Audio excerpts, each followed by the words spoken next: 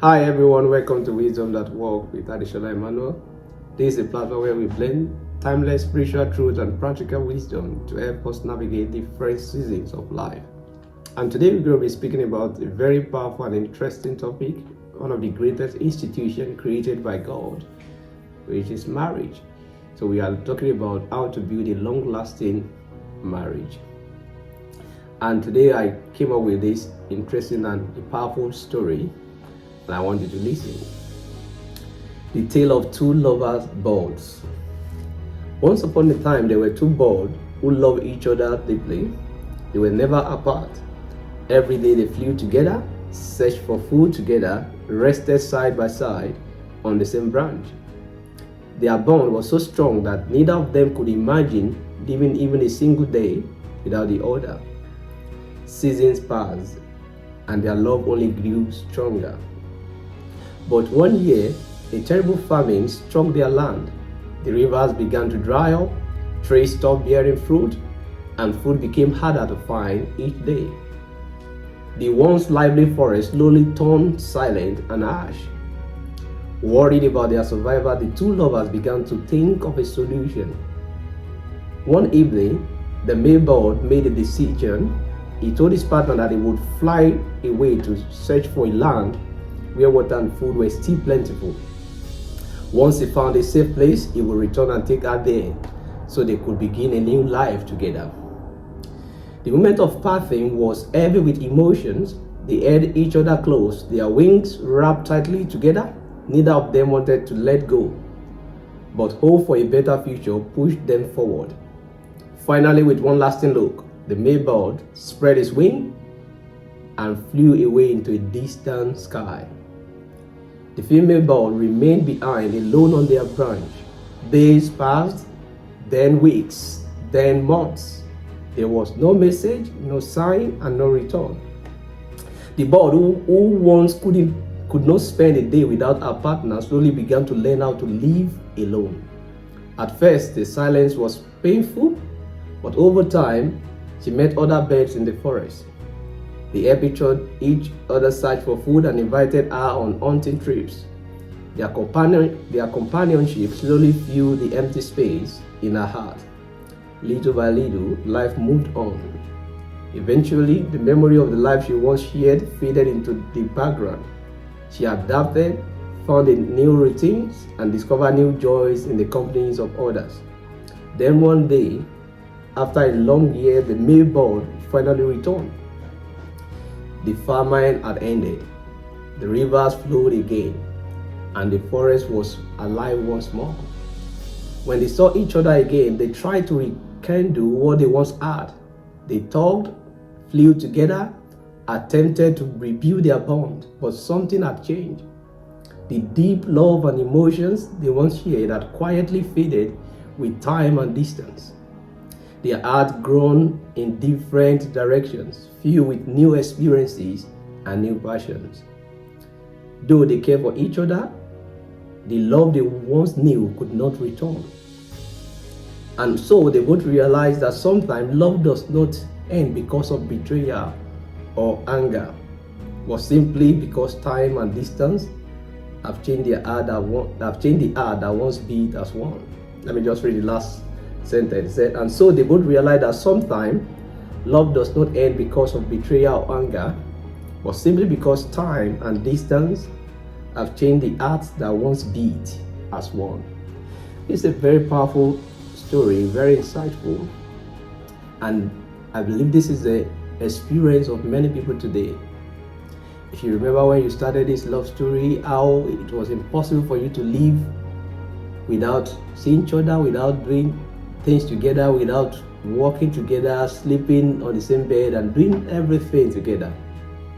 But now all of a sudden, it's becoming an adage, it's becoming a parable now. The love, the bond you once shared has become so far apart that you can't even bring yourself together. And this is what happened to many people today.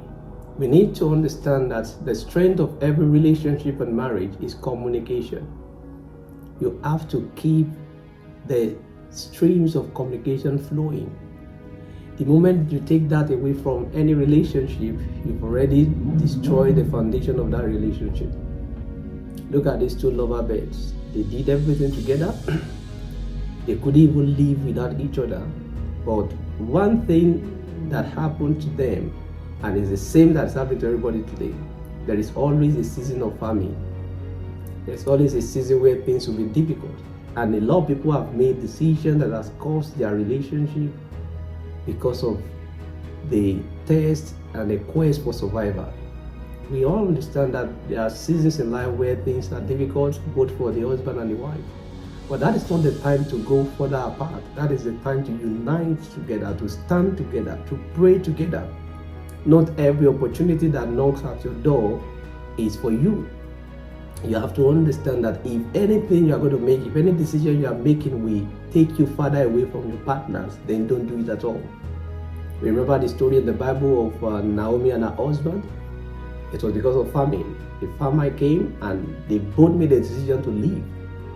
And you look at what happened. At the end of the day, it was only her that came back. She lost her husband and the two children.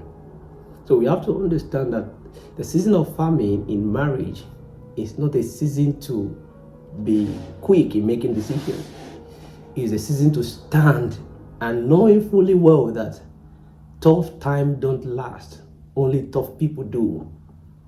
Tough times don't last, only tough people do. Don't let your scarcity or the economic burdens to push you to make decisions that will cost your family. I used to say to people, if you marry someone who is in another country and you are in a country different from your husband, you are already building a very terrible relationship. It is better to live together and eat that small little portion of food that you have than making a plan to live further apart and try to get more money and more fun. That will destroy your marriage. The Bible says that whatsoever God has joined together, let nothing, not even money, not even your economic situation, to push you aside. If your husband found a good job in a new place or a new city or a new country, make plans to go together. If there's an opportunity for you to join him or her soon, then don't make that decision at all. It is better to live together, happy, in peace, rejoicing, seeing each other, going through life together, going through those tests and trials together, than to live apart and eventually regret even ever making that decision at all. Most of this thing is a ploy by the devil. It's a trap that the devil has set for many families. There are many people who are in diaspora today, and they are regretting why they came, because the decision they thought would be in their favor was a trap set by the devil. There are people today who are in the UK and the wife is in Nigeria, some are in the US, the wife is in Nigeria, and for 4 or 5 years they haven't been able to unite. The husband might not be deliberate about not making that move happen, but it could be the situation, it could be financial situation or the economic situation or the unforeseen circumstances that they encounter when they get into that new country. So you have to understand that it is much more important to stay together, to go through life together, go through that pain together, go through the season of famine together, because it won't last. It's only just for a moment, than making a decision to live apart and hoping that one day we'll come back together. I have many stories I can share with you today. Young people got married and for 5, 6, 7 years, 10 years, they couldn't unite with their husband. We have to understand, when you know things are not as you intended, if it's not working the way you intended, it is better to go back. It's better to go back when you can still make amendment. Look at the story of those two birds. They started well, things were going fine, they were doing things together, they couldn't even live a day without each other. But as time goes on, days, months, weeks passed, the love, that heart that was beating for each other, began to lose its rhythm, and eventually they lost touch of the beautiful love story that they once built together. So be intentional about life. Don't be hasty in making decisions. Whatever decision you are going to make, whether you are in ministry, whether you are in business, whatever the field you find yourself in life, make sure it involves your partner. Do everything together. Do everything together. If you're at work, try and text your husband or your wife, text her, message her, speak to her, speak every time.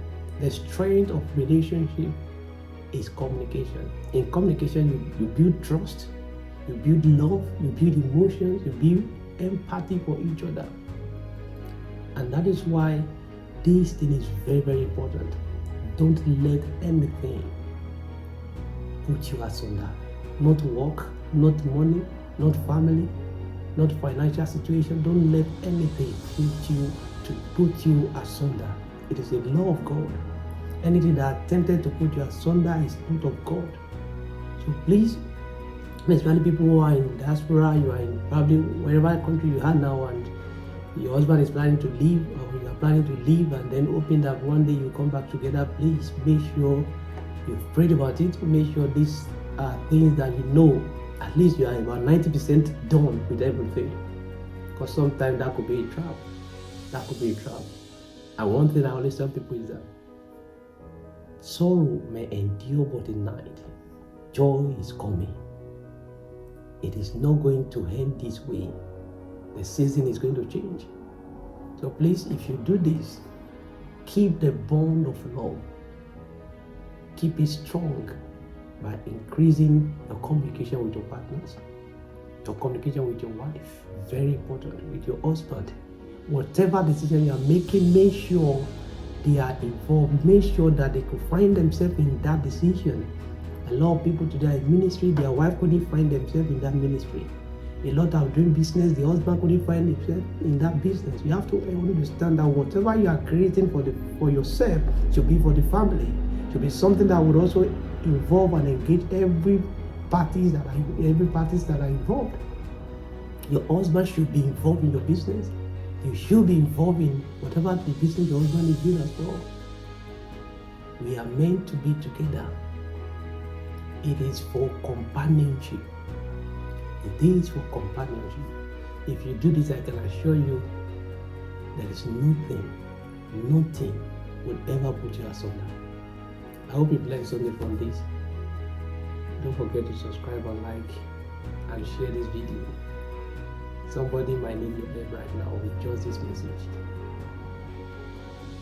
God bless you.